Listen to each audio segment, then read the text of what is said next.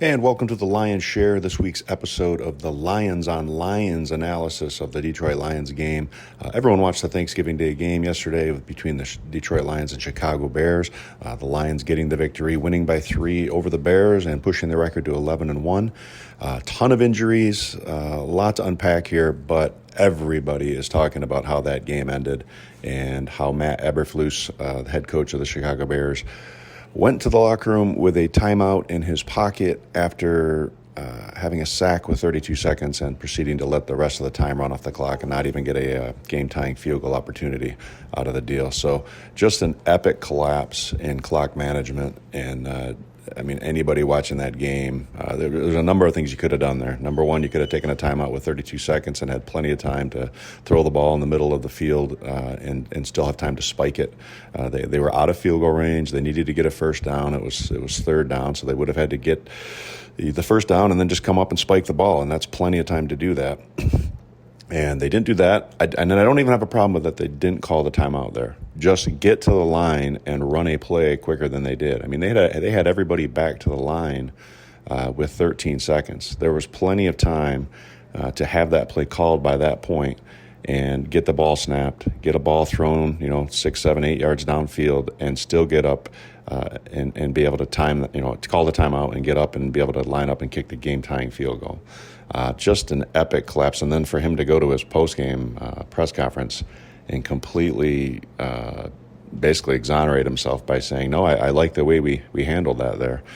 Just baffling. But, I wouldn't be surprised if he's without a job later today. And that's the hard part of the game, man. It's, seeing families, coaches and their families get the oust mid-season, and that could be in the future here after a series of gaffes for the Bears here the last 6-7 weeks.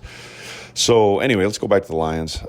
They came out, they moved the ball well the entire first half. I thought they were, playing pretty well. They had to settle for field goals 3 times, but still getting points on the board every time they touched it.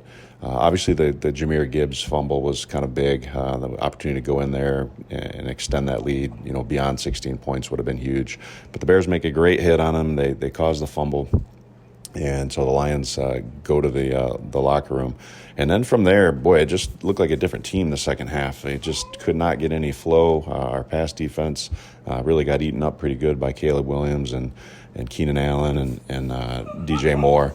And so it looked like a different team. And then the injuries started coming. And this is where I'm really starting to get concerned with the Lions. You just can't continue to have 4 and 5 guys hurt every game. And that's what we've had the last couple of weeks. 3 defensive linemen going down, that's concerning. You already had Taylor Decker out of there at left tackle. And I thought Skipper played pretty well in his absence. But they're starting to add up, and that's very concerning as we head down the stretch here. Hopefully we don't have, I sound like Dan Campbell is worried about Malcolm Rodriguez's knee. So we'll get a better sense of what the status is on everyone's injuries here this week. But, they're 11-1. But, man, again, the Packers win last night. They just cannot distance themselves between the Packers and the Vikings. And the Vikings have a pretty light schedule here the next few weeks. So it very well could come down to not only the division title coming down to that last game against Minnesota, but it may very well come down to all or nothing. You're either getting the number 1 seed or you're playing a wild card game the first week. So it's interesting how this is playing out.